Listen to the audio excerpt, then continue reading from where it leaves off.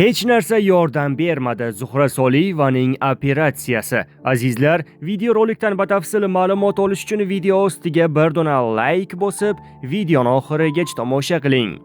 Zuhra Soliyeva: menga sport ham, parhez ham yordam bermagan.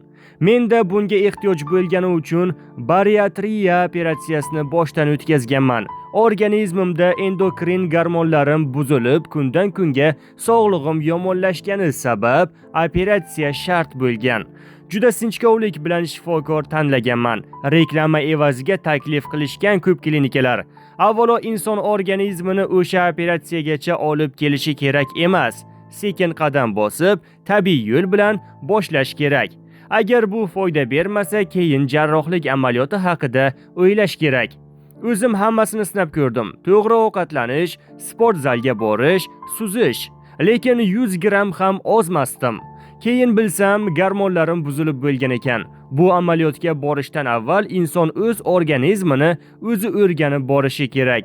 Boshqa odamda yaxshi kechgan amaliyot sizda ijobiy natija bermasligi mumkin, deydi aktrisa Zuhra Soliyeva.